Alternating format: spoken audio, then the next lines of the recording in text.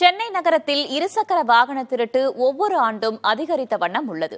திருடப்படும் இருசக்கர வாகனங்களுக்கு என்ன ஆகிறது, திருட்டை தடுப்பது எப்படி, விவரிக்கிறது இந்த தொகுப்பு.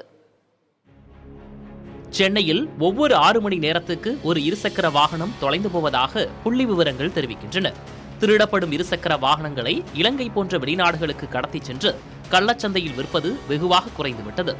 இதற்கு மாறாக வாகனத்தை முழுமையாக கழற்றி ஒவ்வொரு பாகத்தையும் தனித்தனியாக விற்பதே திருடர்களுக்கு அதிக லாபம் பெற்றுத் தருகிறது. ஒரு 125cc இருசக்கர வாகனத்தை கள்ளச்சந்தையில் விற்றால் 15,000 ரூபாயிலிருந்து 25,000 ரூபாய் வரை விலை கிடைக்கும். இதில் வாகனத்தை திருடியவருக்கு 5,000 கிடைத்தால் அதிகம். ஆனால் பாகங்களாக பிரித்து விற்கும்போது ஒவ்வொரு உபகரணத்துக்கும் 500 முதல் 10,000 ரூபாய் வரை கிடைக்கும். உதாரணமாக வயரிங் கிட் 4,000 முதல் 6,500 ரூபாய் வரை விலை போகின்றன. ஸ்பீடோமீட்டர்களுக்கு 3,000 முதல் 5,000 ரூபாய் வரையும், சைலன்சர்களுக்கு 2,500 முதல் 10,000 ரூபாய் வரையும், பெட்ரோல் டேங்குக்கு 1,500 முதல் 7,500 வரையும், ஷாக்காப்சர்களுக்கு 800 முதல் 3,500 வரையும், செயின் கிட்டுக்கு 600 முதல் 1,500 வரையும், ஹெட்லைட்டுக்கு 500 முதல் 3,000 வரையும் விலை கிடைக்கிறது.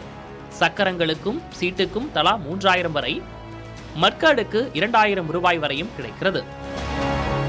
சென்னை சென்ட்ரல், எக்மோர், தாம்பரம் ரயில் நிலையங்களுக்கு அருகிலும் தியாகராய நகர், சவுகார்பேட்டை போன்ற ஷாப்பிங் பகுதிகளும் மெரினா கடற்கரையும் இருசக்கர வாகனங்கள் அதிகம் திருடப்படும் பகுதிகளாக அடையாளம் காணப்பட்டுள்ளன.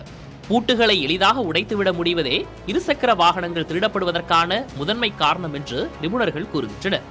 சென்சார் கருவி பொருத்தப்பட்டு ரிமோட்டில் இயக்கப்படக்கூடிய பூட்டு சாவிகள் பாதுகாப்பானவை என்று பரிந்துரைக்கப்படுகிறது. 2024க்கு பின் வடிவமைக்கப்படும் வாகனங்களில் 4,000 ரூபாய் விலையில் சென்சாருடன் பூட்டுகள் பொருத்தப்படுகின்றன.